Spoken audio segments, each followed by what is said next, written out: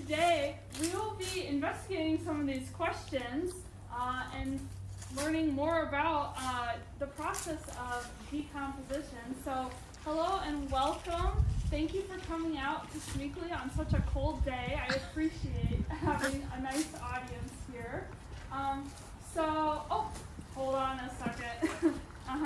Yeah, okay, sounds good. Sorry, that was just the head of our production team letting me know that the tour of nature's recycling factory is all good to go. So we can get started with that right now. So out here, Smeekly has a hardworking and dedicated team that works around the clock to bring new life from the death and decay of organic matter. And we can join their efforts through composting. We can become our own decomposers. And so today you'll get a behind-the-scenes look at what really goes on here in the woods of Smeekly. So we are going to begin by meeting some of these employees out here at the Nature Recycling Factory. We have many different workers that are out here doing their job. Right now, this time of year, production is starting to slow down a bit. It's getting cold out, so you won't see as many decomposers active in the soil, but there is still some production going on beneath the surface. And so our first group of decomposers are saprotrophs, and I'm going to put this up here for you all to look at so you know what word I'm saying. So saprotrophs, the word can be broken up into the root words. Sapro means decay and troph means food, and so this is decaying food. This is decomposers that like to eat decaying food. And so this group of decomposers looks something like this. Oh. So these are fungi, and fungi include bacteria, mushrooms, and lichens, different funguses, so you guys can all see that.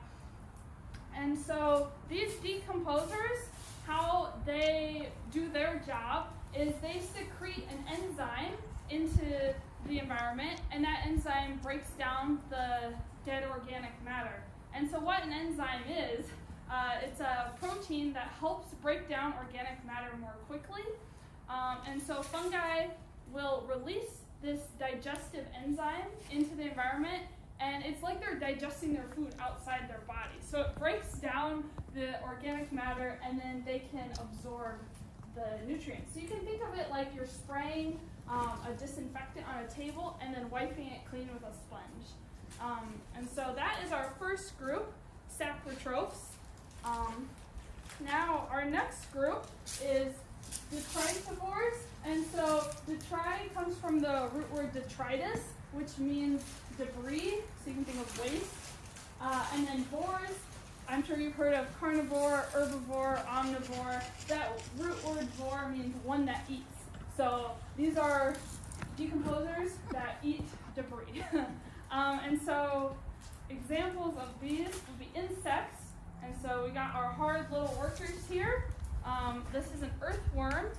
And so an earthworm will eat dead organic matter, and then in their body they'll digest it, and then they'll secrete waste, and that waste then helps fertilize the soil.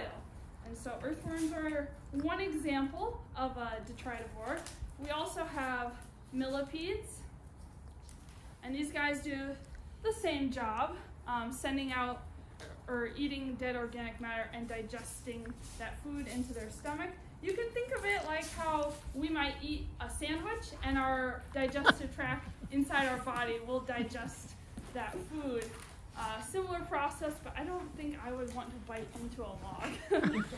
So here is a sow bug, and again, similar job. These are all examples of employees out here doing their hard due diligence work here at Smeekly. Termites. I'm sure you are all familiar with termites.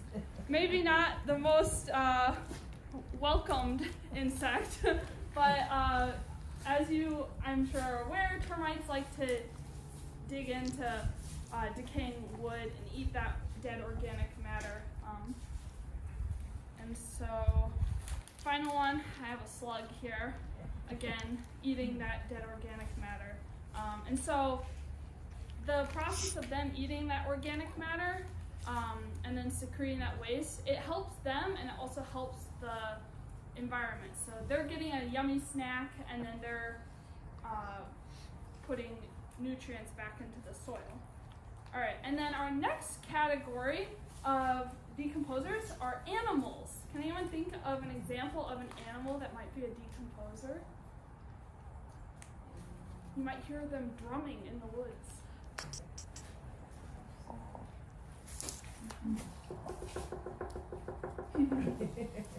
Woodpecker. Yes, woodpeckers. So, got an example right here. These guys will be out in the forest hammering away, and they are unintentional decomposers. So they're doing the decomposition work, but without realizing it. They're looking for food, such as insects or sap in the tree, and in that process of digging into the bark and the wood of the tree, looking for food, they are helping break down that organic matter. So they might be hammering on a living tree, a dead tree, or a log, and that is helping to shred up that material. Another example that is a little bit unique is skunks. So you might think, how is a skunk a decomposer? So what they do is when they're looking for food, sometimes they'll dig into logs, and so they'll be tearing into a log, and that process of, yeah, you can think of it almost like a paper shredder. They're just getting in there shredding, and then that organic matter is now a lot smaller and can break down a lot quicker. And so that was our third category of decomposers, and our final category, I don't have any pictures for it, but it's weather. So you can think of temperature and precipitation.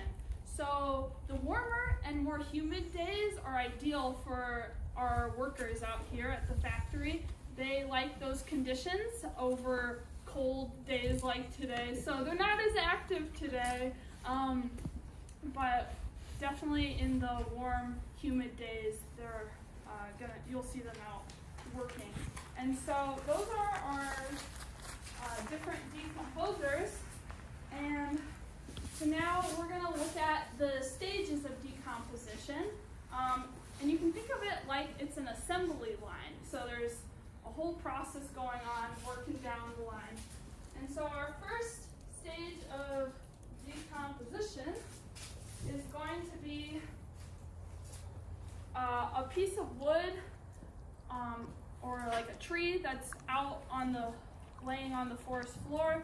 And this piece of wood, you'll notice it still has its bark and it still has its shape. And so this is just a easy to hold example of class 1 of the decomposition process. And so there's 4 classes, and this is the first class. So you don't really see any plants growing on this. It still has the bark, still has the shape. So this is just after it falls to the ground. Class 1. Then we have class 2. Class 2 is where the bark is starting to come off. You'll see it flaking off, peeling off, and the piece of wood still has its shape, but now it's starting to crumble and come apart. And you might start to see lichens or moss growing on top of a log that is in this stage of decomposition. Come around to show you guys. So you got the bark starting to flake off into pieces. And our third stage of decomposition, our third class, is when the bark is completely gone and the piece of wood is now starting to get spongy. And so you can kind of see it's coming apart like that. It's a lot softer, no more bark. If you see a piece of wood or a tree in the forest that has this, that's in this stage of decomposition, oftentimes you'll see a lot more plants starting to grow on top of it, a lot more moss, plants growing next to it, because it's really starting to break down and release nutrients into the soil, and plants like that. And our final stage of decomposition is class 4, and this is when the piece of wood has no shape now. It's just completely come apart. I'm sure at some point this was together. And you see moss growing on it. It's very spongy and soft. And this stage of decomposition is when the piece of wood is almost completely soil. And so it's really come apart. And so if I were to take some of this, I mean, it kind of looks like it's almost to that soil-like consistency. And so that is our final stage of decomposition.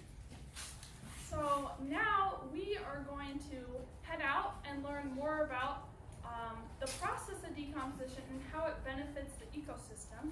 And on our hike out to our second stop, I'm going to have you all filling out an I Spy. And it's just a little activity to get you looking for some evidence of decomposers in the forest. So I should have enough for everyone. No. And could I get Griffin, could you help me pass stuff out? Okay. Boards here.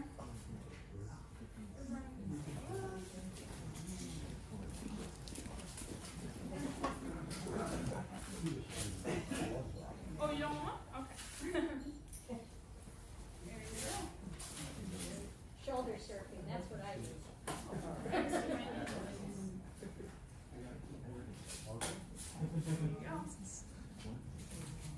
Nice thing is you don't have to write anything, you're just checking the blank box. Okay. So hopefully with your gloves on you can still do it. I'm not sure that You are not writing.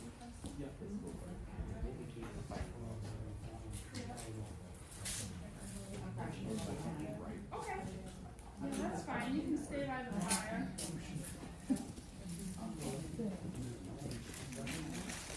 Hello, Paul. Do you have gloves? I do. There you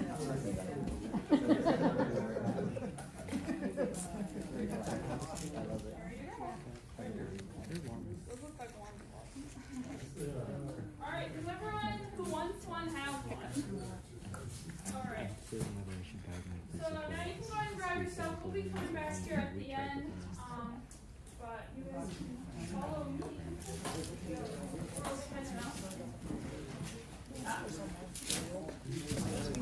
that's the same hike, but that wasn't So the tree, here was we it? are at our next stop. Could I have everyone's attention, please? Possibly. Sorry. Sorry. All right, so we just learned about the employees that work out here at Schmeekly, but we need to know more about what they do out here. So, when the dedication and resourcefulness of Schmeekly's cleanup crew is oftentimes overlooked. However, they perform a vital service here that benefits and helps the ecosystem. And so we're gonna take a look at that cycle that they're a part of. And so first off, you can think of Schmeekly's, or you can think of the decomposition process as building and playing with Legos. So let me just construct my little tree here. So this is a little Lego tree. And so you might be wondering, how on earth does this connect to decomposition? So in the fall, the trees will lose their leaves, and those leaves will fall to the ground, as we see all around us. I'm sure you guys all found that one on your I Spy. And so these leaves are recycled back into the environment, back into the soil, and they can be used by other plants. And so let's say this tree then dies and it falls to the ground. Over time, that log will decompose from the help of decomposers, and those nutrients that are stored inside the dead organic matter are slowly released into the environment, just like these little Lego blocks here. They're all broken up now. And so just like how these Lego blocks are now readily available to be turned into a new Lego creation, the nutrients that are now in the soil are readily available to be drawn up and taken up by other plants. And so this is, yeah, just an example of our decomposition process we have here. And let me grab this.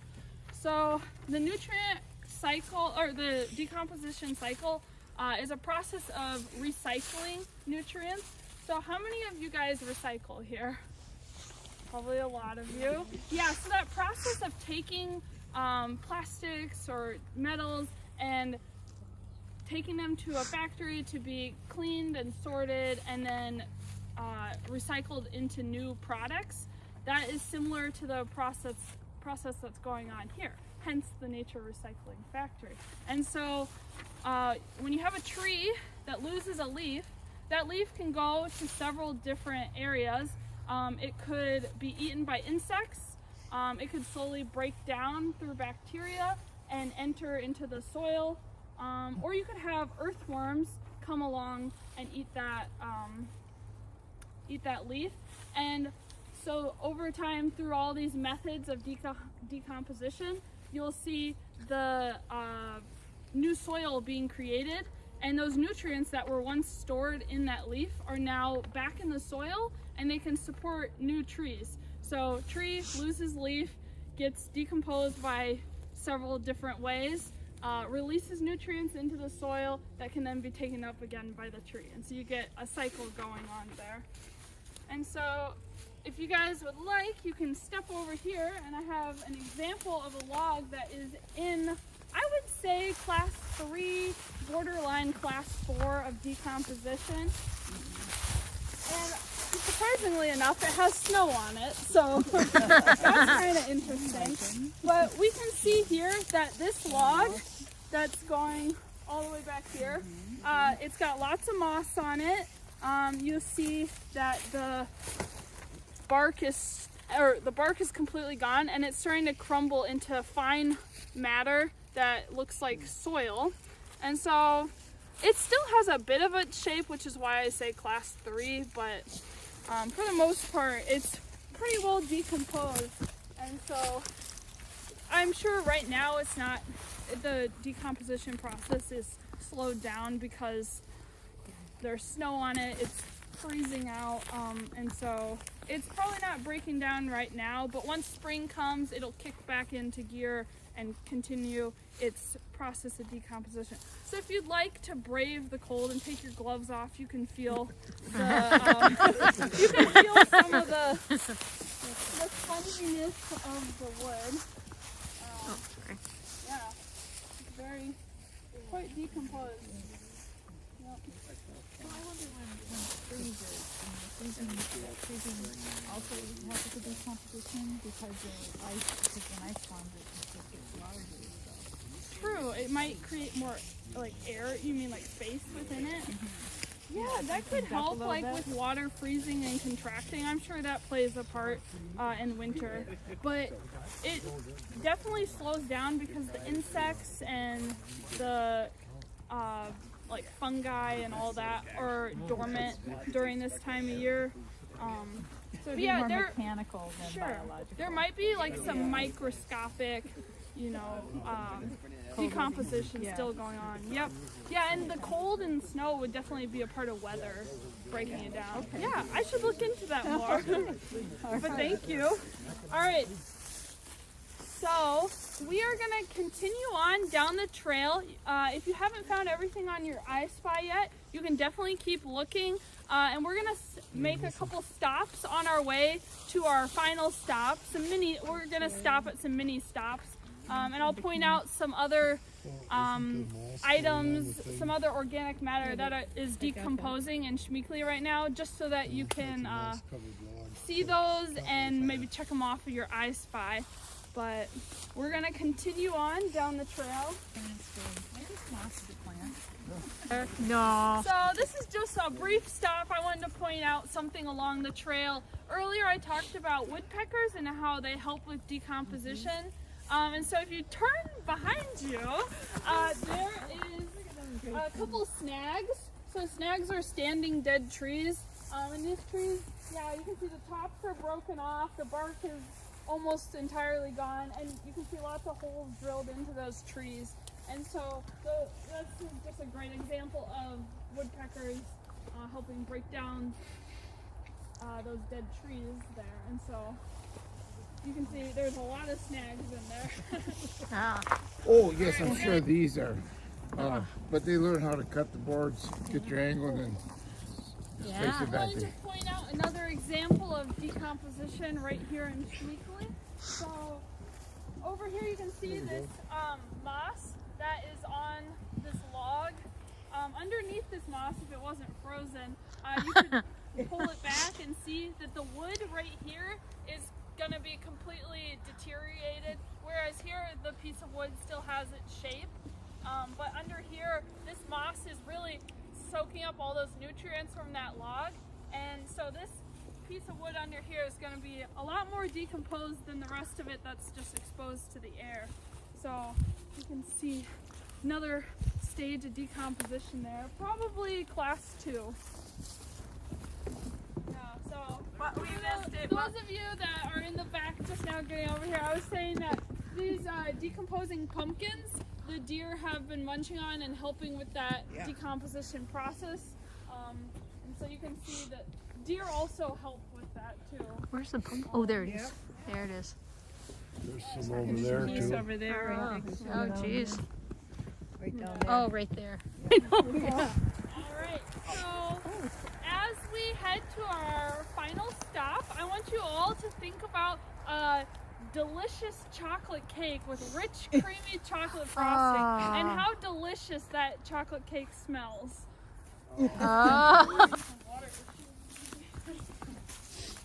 All right, so the process of creating nutrient-dense soil doesn't have to be restricted to just Schmeekely, but you all can become your own decomposers through the process of composting. So who here has composted or is currently composting? Done it before? Yeah, so what is composting? It is mimicking nature's natural decomposition, but within a compost bin. So Schmeekely has its very own compost bin here that they are putting different organic materials into.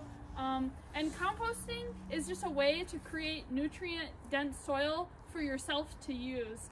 And so the USDA reported that over 200 plus pounds of food waste is sent to the landfill for each average household every year. So if you think about 200 pounds of food going to the landfill for every household, that's quite a lot of food.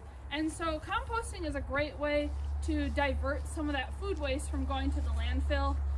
And it also has other benefits like providing food for different decomposers, and also, like I mentioned, creating that soil that if you garden or want to get into gardening, you can create some of your own rich, nutrient-packed soil for your gardens. And so you can think of composting like baking a cake. So I had you all think about, I'm sure you're all wondering when I was going to bring that up.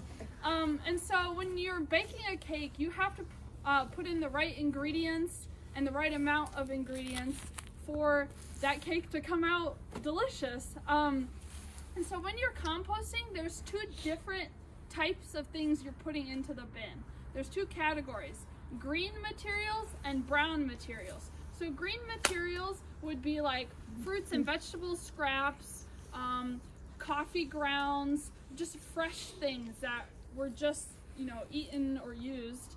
And brown materials would be like decaying leaves, sticks, if you make trimmings off of your shrubs and want to add those to your compost bin, different paper products. And so you have your green materials and your brown materials. and you have to get kind of a nice ratio. It doesn't have to be exact. It's not as much of a science as baking a cake is, but generally it's a 3-to-1 ratio. So you want to have 3-to-1, so more brown material than green material. And those different materials provide different like resources, they meet different needs. So the brown materials actually help get more air into the soil, and they provide a lot of food for decomposers, whereas the green materials provide a lot more heat because they have to break down and they are releasing more heat when they break down. So when you have all those materials going to the compost bin plus